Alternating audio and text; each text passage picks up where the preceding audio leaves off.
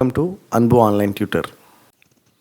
இந்த வீடியோவில் வந்து MySQL சர்வர் எப்படி இன்ஸ்டால் பண்ணுறதுன்னு பார்ப்போம். ஏற்கனவே டவுன்லோட் பண்ணி வச்சுருந்தேன், அதை டபுள் கிளிக் பண்ணுறேன். ப்ரிப்பேரிங் டு இன்ஸ்டால் வருது, இது வெயிட் பண்ணுவோம். MySQL installer, please wait while Windows configure MS SQL install community. நான் இதை வந்து i5 4GB ரேம் டெஸ்க்டாப்பில் இன்ஸ்டால் பண்ணிகிட்ருக்கேன். Time remaining 4 seconds. இப்போ வந்து சூஸிங் ஏ செட்டப் டைப் கேட்கு. இதில் வந்து server only, client only, full and கஸ்டம்ஸ்ன்னு இருக்குது. நம்ம கஸ்டம்ஸ் சூஸ் பண்ணிக்கலாம். நெக்ஸ்ட் கிளிக் பண்ணிக்கிறீங்க. MySQL சர்வர், இதை ப்ளஸ் மார்க்கை கிளிக் பண்ணி எக்ஸ்பேண்ட் பண்ணிக்கோங்க. இதில் MySQL சர்வரை ரைட் கிளிக் பண்ணி செலக்ட் பண்ணிக்கோங்க. அதே மாதிரி MySQL Workbench, இதை கிளிக் பண்ணி ரைட் ஆரோ கிளிக். அதே மாதிரி MySQL செல், இதையும் ரைட் ஆரோ கிளிக் செலக்ட் பண்ணிட்டு நெக்ஸ்ட் பட்டன் கிளிக் பண்ணிடுங்க. இதில் வந்து நீங்கள் வந்து எக்ஸிக்யூட் கிளிக் பண்ணணும். எக்ஸிக்யூட் கிளிக் பண்ணிட்டீங்கன்னா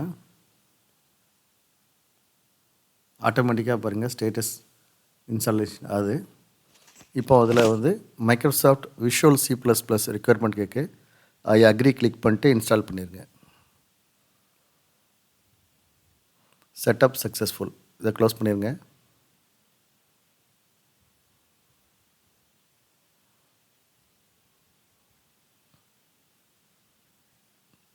இப்போ எல்லாத்தையும் பாருங்கள் க்ரீன் டிக் வந்துடுச்சு. ஸோ நெக்ஸ்ட் பட்டன் கிளிக் பண்ணிட்டு எக்ஸிக்யூட் பட்டன் கிளிக் பண்ணுங்கள். இப்போ பாருங்கள் இன்ஸ்டாலேஷன் ஸ்டார்ட் ஆகுது. MySQL சர்வர் 8.0 வெர்ஷன் ப்ராசஸ் அங்கே போயிட்டுருக்கு. 100 வந்தோடனே நெக்ஸ்ட்டுக்கு வந்துடும். தென் ஒர்க் பெஞ்ச் இன்ஸ்டால் ஆகும். தென் செல். இதுக்கு MySQL இன்ஸ்டால் பண்ணுறதுக்கு இன்டர்நெட் வந்து மஸ்ட்டு. அப்போ தான் அதில் ஆன்லைனில் உங்களுக்கு வந்து டவுன்லோட் ஆகும். இது ஈஸியாக இன்ஸ்டால் ஆகாது. ஏன் அப்படின்னா இதுக்கு முன்னாடி ஏற்கனவே நீங்கள் வேறு ஓல்டு வெர்ஷன் அதை இன்ஸ்டால் பண்ணிங்கன்னா அதை அன்இன்ஸ்டால் பண்ணிட்டு ரீஸ்டார்ட் பண்ணிட்டு அதில் உள்ள ஃபோல்டர்ஸ் ஃபைல்ஸ் எல்லாம் டெலீட் பண்ணால் தான் திருப்பி ரீஇன்ஸ்டால் நீங்கள் பண்ண முடியும்.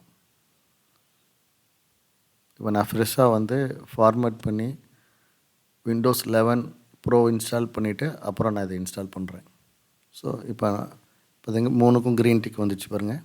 இப்போ நெக்ஸ்ட் பட்டன் கிளிக் பண்ணிக்கிறேன். Again next button. Product configuration ஆகுது. இதில் எந்த சேஞ்சஸ் இல்லை. Type and networking just click பண்ணிக்கோங்க. நெக்ஸ்ட்டு கிளிக் பண்ணிக்கோங்க. போர்ட் நம்பர் வந்து 3306 டிஃபால்ட்டாக காட்டுது, அது சேஞ்ச் பண்ண வேண்டாம். ஆத்தென்டிகேஷன் மெத்தட் வந்து சேம். நெக்ஸ்ட் கிளிக் பண்ணிக்கோங்க. இதில் பாஸ்வேர்ட் நான் ஸ்டூடெண்ட் நடிக்கிறேன், ரிப்பீட் ஸ்டூடெண்ட், இதை எந்த பாஸ்வேர்ட்னாலும் வச்சுக்கிங்க.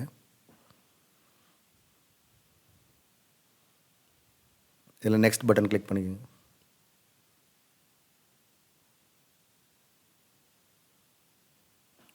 விண்டோஸ் சர்வீஸ், இதில் எந்த சேஞ்சஸ் இல்லை. இதுலேயும் நெக்ஸ்ட் பட்டன் கிளிக் பண்ணிக்கோங்க.